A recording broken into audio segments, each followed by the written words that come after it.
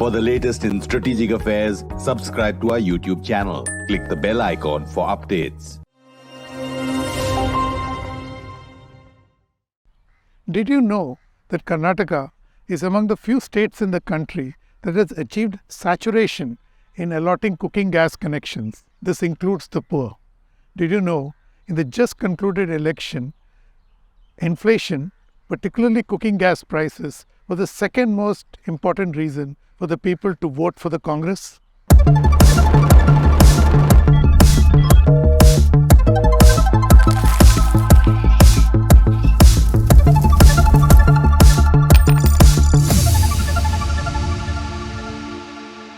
Hello and welcome to another edition of Capital Calculus. I am your host Anil Padmanabhan. Last week, Karnataka elected a new government when its electorate handed a comprehensive win to the Congress party. The subtext of this high-stakes electoral battle is equally significant. The run-up to the election uncovered a new touchpoint for inflation: cooking gas prices. You heard right. Traditionally, staple items like onion and potatoes, or what we locally call aloo pyaz, have been the pain points. Not in this instance. This forced the Congress and the BJP to promise relief if elected to power. Seen another way, this pain point or new touch point for inflation also uncovers the fact that the aspirational quotient of the people of Karnataka has witnessed a significant jump. What are the consequences? To answer this and more, we spoke to Ashok Lahiri, economist turned politician. The former chief economic advisor is the BJP MLA from Balurghat in West Bengal. Though it has peaked, the current bout of inflation is troubling. For one, it is beyond the comfort level of even the Reserve Bank of India. Two, it has gone on for too long. Remember, inflation shrinks the purchasing power of households. The obvious question is whether it is now such a point of concern for incumbent regimes readying for elections. Indeed, WPI inflation is in double digits in each of the 18 months of April 2020-21 to September 2022. But it came down smoothly from 10.6% in September 22 to 1.3% in March 2023. Further, CPI inflation has been in single digits in each of the 17 months. This should not be seen too negatively, as you have pointed out. The world has been witnessing high inflation. For example, even low inflation UK is witnessing 6.8%, Germany 6.2%, and France 5%. Now, what is the importance of inflation? See, inflation, unlike growth, touches everyone's life. When the country's per capita income at current prices grows by 10%, your income may not grow by 10%. But when prices goes up, it goes up for everyone. Inflation is not just an esoteric number, but something that you experience in the market in real life. There is also selective retention of information. You only remember that the price of milk has gone up and conveniently forget that the prices of vegetables have gone down. Inflation becomes a hot topic in elections when the economy is not doing too well and you are out of a job or have not managed to secure a raise in salary, and the opposition makes it a hot topic for criticizing the incumbent government. So indeed, I think in the current situation, in all elections, inflation will be played up by the opposition. In the case of Karnataka, it is clear that it has discovered a new touch point for inflation. The voters have signaled that it is cooking gas prices. The obvious question is, what does it tell us about the aspirational quotient of the voter? I don't know. Perhaps I look at it positively. This shows the growing income of the average Indian household. The amount that you spend on potatoes and onions, or aloo and pyaj as you say, is a fraction of the amount that you spend on cooking gas. And in a meal you may or may not eat aloo or pyaj, but you'll definitely need cooking gas. So as they say, it's an universal intermediate in the kitchen. Moreover, it is an emotional issue for the average woman who runs the household and manages the family's budget. Furthermore, there is an unhappy history. Perhaps unfortunately, the cooking gas business is a near monopoly of the public sector oil companies. So the expectation is, why can't you reduce the prices? It's not some Agarwal or Ujjwala or Lahiri who is selling this. It is your companies. But the problem is, we have seen the plight of political parties who win the elections by promising to reduce the price of cooking gas and then find it extremely difficult to do so because of the elevated international price of LPG and meet the budgetary requirements of development expenses as well as the need for fiscal prudence. So it's very easy to criticize, but what you will do about it, I mean, of course, you can say reduce taxes. You can reduce taxes, but you will need taxes for education, health, defense, infrastructure. So, to come back to your question, yes, it shows the growing income of the average Indian household. Keep in mind that even the poor in Karnataka now have access to cooking gas. Clearly, it is no longer a badge of entry into the middle class club. So, obvious thought is that is this triggering a structural makeover in the consumption patterns in Karnataka? Yes, we are. But having said that, I'll ask you to keep in mind that there is a distinction between number of connections and consumption. See, connection is a necessary condition for consumption. If you do not give connections, there can't be any consumption. An LPG issue is important from three interrelated points of view. First is the issue of convenience. For a poor household, collecting solid fuel, lighting a chula, cooking is an extremely arduous task. I remember from my childhood days. I mean, if you wanted a cup of tea, the chula had to be lit. It involves considerable amount of time and effort. Second is the issue of health. The smoke emitted by burning of solid fuels is a health hazard and well known for causing respiratory problems. Third is the issue of environmental pollution. LPG in household kitchen can save trees and also cut down on carbon emissions. Now, remember the Modi government in May 2016 launched the Pradhan Mantri Ujjwala Yojana. And as you have pointed out, in Karnataka there is saturation, but even all over the country, the target was 8 crore liquefied petroleum gas connections to poor households by March 2020. And the target was met on 7 September 2019. Now that's a great thing. The problem is the economically weaker sections buying LPG cylinders as refills. So I'll tell you, maybe it's not a very popular thing to say. I think we need to distinguish between who needs a subsidy and who doesn't. And that is where targeting becomes very important. Because ultimately, when you say increase the subsidy on this, you never answer the question, do you want the fiscal deficit to go up? Or do you want to cut expenditure on education, health, infrastructure? What do you want? They'll never answer that question. People who ask for a subsidy. Now, the issue is, how do you target the economically weaker sections? DBT is a good solution.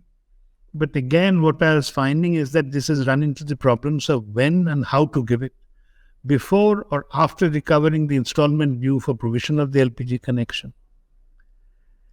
Now, see, politics is extremely competitive, and politics has become something like advertising. Advertising has become an art. There are many products which you're not aware of to begin with.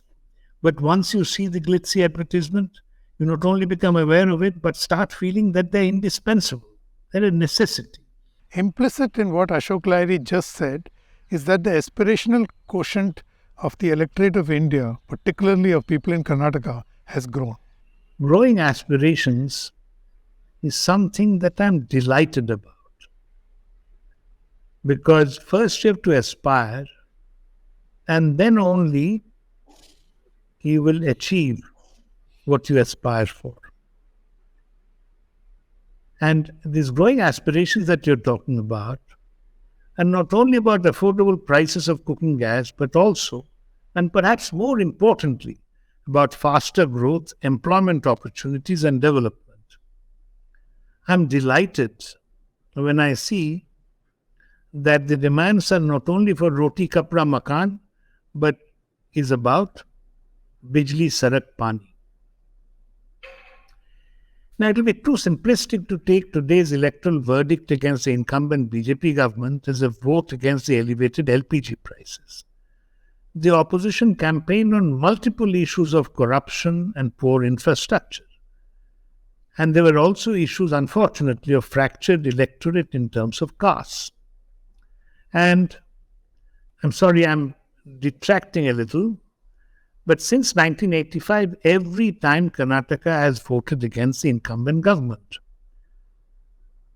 But coming back to your aspirations question, as I have argued in my book, India in Search of Glory, growing aspirations of the electorate is a great source of strength for Indian democracy. Why do I say this? You will recall, you may have heard that the political scientist famous Anthony Downs have said, politicians do not win elections to formulate policies. They formulate policies to win elections. Indian electorate has become aspirational. They want faster growth and development, better living standards. So the Indian politicians will have to increasingly respond more efficiently to meet this aspiration. And I think we'll do it. And I don't have any doubts, given our strength of our democracy, that any one or any party which fails to deliver on higher growth and higher living standards and employment will be out of power. So you have to walk the talk and deliver what you promised before the election. One interesting trend witnessed in Karnataka is the growing convergence between rural and urban consumption patterns. See, there is convergence, but I haven't looked at the consumption surveys, NSA's consumption surveys. I'll be surprised if the gap hasn't narrowed. Particularly when I go to my constituents and go to very rural areas, you'll be surprised at the range of consumer products that you can get even in a relatively backward village or rural, what we call in Bengali, heart, the rural market. So, and this has happened particularly with the spread of the television and the internet. Now people know about shampoos, toothpaste, all sorts of consumer durables. In one of the villages I went to near the border, I saw a washing machine being carried to a village home.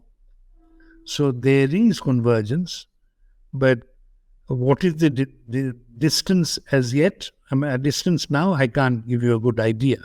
But I think in terms of availability, it has improved tremendously, particularly with Gram Sadak Yojana. Now you can, it's not that difficult. You don't have to walk 5 kilometers to reach a village. So things can reach easily. So the both these, the aspirational aspect as well as convergence between rural and urban areas are two important developments in recent times. And the convergence is also partly because that a boy from my village or a girl from my village has gone to Bangalore or Mumbai or Kolkata and is working there. So they know the ways of the urban folks. And they educate me and I sort of I transcend my consumption pattern, and my consumption pattern starts looking more like urban areas, Latin urban areas. Are we looking at a point of inflection in India's political economy? So what has happened is that I go to the rural areas and see the rural self-government, the panchayat samit, Zilla Parishad. Now, it's not a state secret that money is wasted and there is leakage. Now, what has happened is that an enlightened electorate are asking questions. What did you do with this money? Where did you build the road? Now, similarly, you have DBT is making it more difficult for people to steal money. So governance, I'm sure, with an educated population and RTI, governance will improve, has to improve. And it's a very vibrant democracy. People may be quiet for some time, but they will vote with a vengeance. They will vote for good governance. And here, where my hope comes is that when you have a fractured verdict, that's not a good thing. Now, starting from the decade of the 80s was coalition politics. Sometimes we even thought that maybe we have to live with this coalition politics for a long time. But now the aspirational and better educated India is giving clear verdicts. Political parties have no longer the alibi that is the coalition compulsion. That has gone. So I don't see how, with a better educated population and aspirational set of people, politicians will have any option but to deliver better governance. It isn't clear that the Karnataka election has uncovered a big bump in the aspirational quotient of the voter. It is a marvel as to how quickly aspirations take flight once you provide the wherewithal. The voter today wants a better standard of living and is not happy with compromises. To woo these voters, political parties are now pushing the boundaries of populism. Some fear that competitive populism is here. This will come, of course, at a fiscal price. It means diverting resources away from national priorities like providing drinking water, housing, education, and so on. As they say, there are no free lunches. Thank you for watching. Don't forget to subscribe to Strat News Global on YouTube.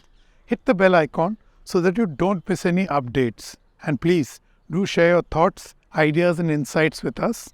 I'm available on Twitter at Capital Calculus. I'll be back next week with another episode. Till then, stay safe.